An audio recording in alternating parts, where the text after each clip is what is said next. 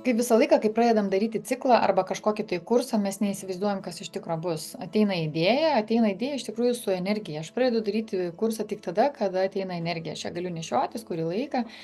Ir va būtent dabar buvo dabar. Ir supratau, kad reikia daryti. Ir idėja buvo tokios kaip kryptingai, kad žmogus galėtų kiekvieną rytą su motyvacija eiti į pasaulį į gyvenimą, kad jam kaip palaikymui 15-20 minučių ryte tikslingai sufokusuotas dėmesys, energija padėtų dienos eigoje atrasti tai, ko jam labai reikia, kad galėtų jisai savo vidumi susistatyti, prajausti į tą savo vėžes, kur žmogui labiausiai link reikia eiti. Dažniausiai mes būnam labai pasimetę, išsiblaškę, nežinome, ko norime, o toks kasdienis darbas su savimi, jis labai padeda. O vakarinės meditacijos buvo sugalvotos tam, kad galėtų žmogus atsipalaiduoti, kad būtų galima iš pasąmonės paleisti tai, ko man iš tikrųjų nebereikia, todėl kad dienos metu aš tikslingai atkreipiu dėmesį tai, ko man reikia, mane beda per ženklus, ten ir pamokos labai gražios yra duotos, tokios palaipsninės, o vakare reiškia tai, ko man nebereikia, kad viskas atsilaisvintų. Kiekvieną rytą mes gaudavom pamokas, į ką atkreipti dėmesį, ką stebėti dienos eigoje, kaip veikia mūsų mintis, jausmai, veiksmai, kaip mes darome, ką padaryti, kad aktyvuotųsi viena ar kita savybė.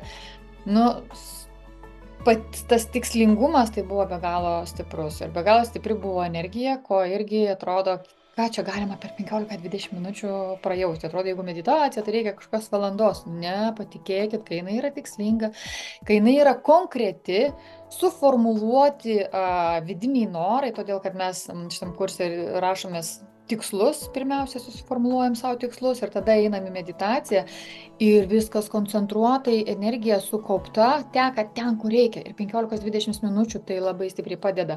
Žinoma, tai judina visą sąmonę, visą gyvenimą, visus kūnus, kyla į paviršių tai, kas nepatinka, kas nenori, bet tam ir yra vakarinės meditacijos, kurios padeda išsivalyti, atsilaisvinti, atsipalaiduoti ir išsiilsėti. Labai svarbu yra būtent tas dėmesingumas ir pastovumas to proceso, darbo, žingsnių darimo link ten, kur aš einu. Vienam iš tikrųjų labai sunku yra atsikelti ryte ir paimti medituoti. O dar apie ką medituoti? Kaip, jeigu aš neturiu vidinio vedimo, yra labai sudėtinga ir sunku. Nes tai bus tas pats per tą patį mano viduje. O kada yra paduodama energija ir sukūriama grupė ir aš einu tikslingai ten, ta energija bus daug didesnė ir ne tik, kad pati energija pati didesnė, bet bus paduota tokia jėga, tokia išmintis, kuri atrodo, vat man čia asmeniškai, nes dauguma kursai ir sako, čia man asmeniškai buvo, nors ten 30 žmonių ir visiems tai yra asmeniškai paduota. Taip, tai yra tikslas. Ir būtinas, norint pasiekti kažkokį tai tikslą, arba netgi nepasiekti tikslą, o norint kažkokio virsmo gyvenimo, norint, kad mano gyvenime įvyktų kažkoks tai pokytis, bent jau mano viduje, kada man sudėtinga, sunku, galbūt ypatinga šiais laikais ir ypatingai šiais metais, kada tas ir psichinis, emocinis ir fizinis nuovargis, jis atrodo spaudžia prie žemės, tokie dalykai padeda, tokie dalykai motyvuoja. Tu kiekvieną kartą gauni palaikymą, gauni kryptį, ir tai yra lengva juo eiti. Ir 21 diena duoda be galo stiprią galimybę peržengti tam tikrą ribą, kuri man iki šiol trukdė. Todėl, kad tai įprotis. Susiformuoja įprotis ne tik, kad medituoti, todėl, kad dauguma paskui taip ir nemedituoja. Tikslas ne tas išmokyti ten žmogų medituoti, vis dėlto žmogus čia turėtų pats išmokti.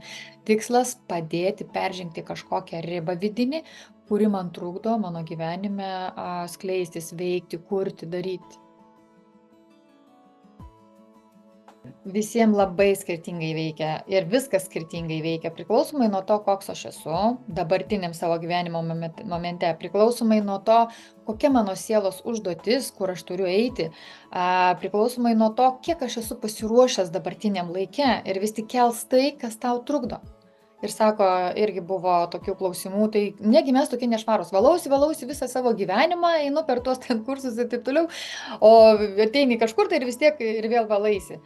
Esmė, kad mes ir valysimės visą likusį gyvenimą. Todėl, kad mes ir gyvename buityje, mes gyvename tarp tokių žmonių ir mes augame, o mums augant visą laiką keičiasi mūsų struktūros, mūsų vibracijos ir kiekvieną kartą yra ką išvalyti, kiekvieną naktį mūsų valo.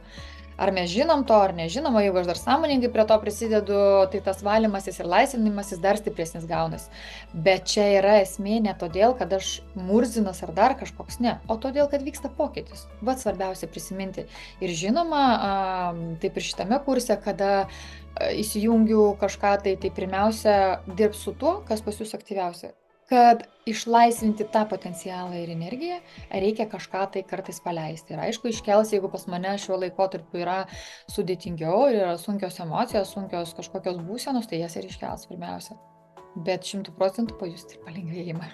Nebuvo nei vienam, kuris nepajuto. O kaip man žinot, naujoks, aš ne naujoks, pasiruošęs ar nepasiruošęs? Šiais laikais man toks jausmas yra visi pasiruošę. Visi žino, kas yra energija, kas yra meditacija, kas praeiti įsikūnymai ir taip toliau. Jeigu tos žinios yra manyje ir jos man nesipriešina, visos tas, imkim, aš net nevadinsiu tai ezoterika, tai yra dvasinis kelias. Tai va, jeigu visa tai manyje vibruoja ir yra atvira, tai 100% žmogus yra pasiruošęs.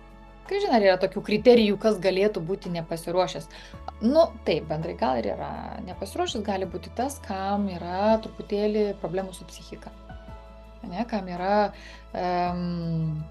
nuimkim, psichinės kažkokios tai ligos. Tai šitokie žmonės iš vis nelabai yra pasiruošę kažkokiai stipriai energijai, todėl kad energija čia yra stipri. Jiems labiau reikėtų dirbti su tikslingais kažkokiais dalykais, su mentoriumi atskirai ir ne su tokiom stipriom energijom. Tai būna, kad ir dažnai labai žmogus nežino, ko nori, jis nemoka suformuluoti to ketinimo kažkokio. Tai galima šitą ciklą daryti ir tam, kad aš sužinočiau, kur man eiti gyvenime, apie ką tai man yra, kokia mano kryptis, kokios mano sielos galbūt užduotis, kas yra svarbu ir per kažkokius išorinius veiksnius pas mus ateis tie atsakymai. Tiesiog, jeigu dėmesingam galima ir taip. Tikslas ir yra. Man sunku gyvenime, mano emocijos bujoja, arba psichika mano pavargusi, pervargusi, dūzgia mano mintyse ir aš susiformuluoju savo tikslą, aš noriu susitvarkyti su savo minčių, emocijų ir fizinio kūno nuovargiu. Viskas, aš pasistatau tikslą ir einu. Ir šitas tikslas gali eiti per daug kursų, ilgą laiko tarpą. Arba aš noriu, kad mano finansai galų gale sustabilėtų ir aš einu su tuo tikslu. Arba aš galiu pasakyti, kad noriu savirealizaciją, kas jau yra mano, kur mano siela džiaugiasi. Noriu pamatyti, atpažinti man patogiausiu būdu. Štai jums yra tikslai. Aš manau, tai labai motyvuojantis ryto ir vakaro užsiėmimas. Tam, kad išeiti iš užsistovėjimo zonos, šita ryto ir vakaro meditacijos, šitas kursas gali padėti. Gali padėti prasijudinti kažką ir galų gale man nereikia įdėti labai didelių pastangų. Man tik reikia skirti 15-20 minučių. Ir kodėl tai ir buvo pateikta kaip 15-20 minučių, kad neišsigąstų žmogus. Visų pirma, tai labai stipri energija yra. Visų antra, tikslingumui, kad nenuplaukti ir kad nepadaryti, nenukreipti kažkur daugiau energijos, irgi užtenka 15-20 minučių. Ir per tą laiką žmogus gauna tą dozę, kiek reikia. Jo sąmonė, jo dėmesys išlaiko tiek laiko dėmesį. Paskui jis jau nuplaukia, gali užmigti ir tai dauguma apie 15-20 minučių vakarais užmigdavo. Nieko baisaus, bet kadangi šios meditacijos yra ne šiaip savo gulinėjant klausytis, o jos yra tikslingos, reiškia, aš turiu įdėti pastangų. Ir pastangų 15-20 minučių kiekvienas žmogus turi. Taip, kad jeigu yra kažkur pastrigimas, jeigu aš kažko nerandu, jeigu man liūdna ir aš noriu pakelti savo vibracijas, jeigu aš iš vis noriu būti reikalingas kažkuo pasauliui, arba sustiprinti savo savivertę, šitie 21 dienos ciklas yra meditacijų labai naudingas. Labai siūlau. Ačiū.